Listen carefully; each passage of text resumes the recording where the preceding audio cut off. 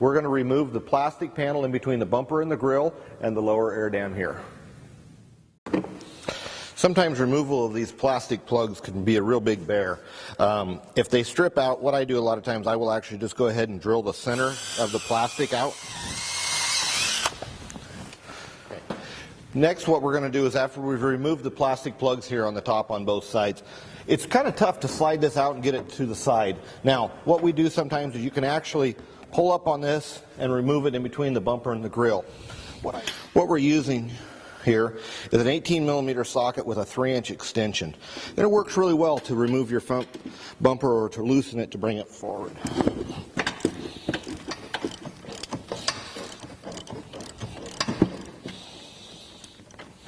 We're going to go ahead and remove the plastic plug that holds this wire loom into this channel.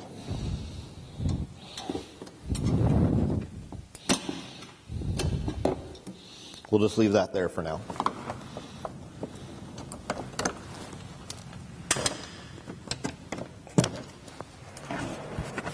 There are 2 additional plugs, one located here and one on this side, that hold this air dam in place. When you remove the front bumper, there is 4 wire ties that hold the factory fog light wiring on the inside of the bumper. We want you to go ahead and clip those wires, as we'll demonstrate here.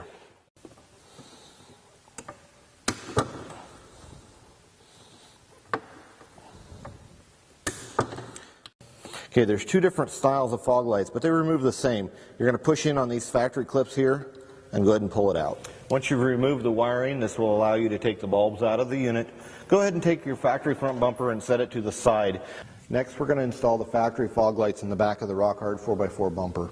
We will use a 5/16 or 8mm socket to install the self-tapping screws that hold the fog light in place. Sometimes it's necessary to grind this little corner off right here for the fog light installation. We run into it every once in a while, as there's a little bit of difference in the fog lights that are produced on the factory Jeep.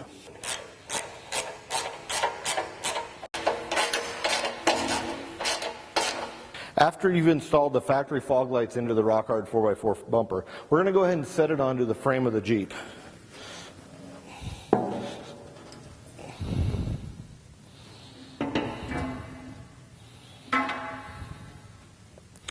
Next, we'll gather our bolts, which will be included with the bumper, as all hardware is included. We'll have 4 bolts for each side and a couple spacers, and I'll tell you the differences in the spacers. With your rock hard 4x4 bumper, there's 2 spacers. Okay?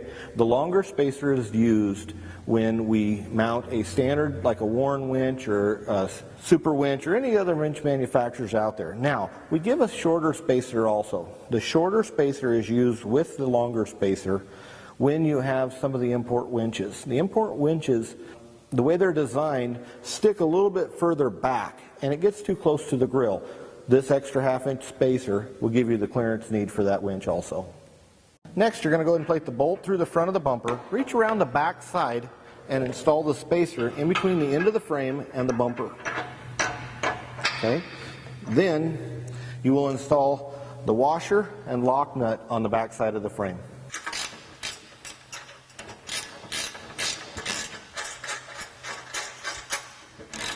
We've went ahead and installed the fog lights into the back of the factory bumper using the self-tapping screws that take either a 5/16 socket or 8mm. Now we've went ahead and installed the 8 bolts through the front of the bumper with the thick spacer and the nuts on the back side of the frame.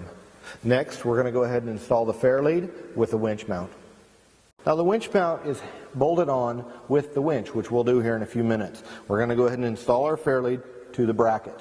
Now this bracket will work with Haas fair leads for synthetic rope or with a roller fair lead. Sometimes it is easier to install this winch before you put it on the vehicle. That can be done on our bumpers that are the higher winched model. Sometimes it's easier that you don't have to lift both of them at the same time.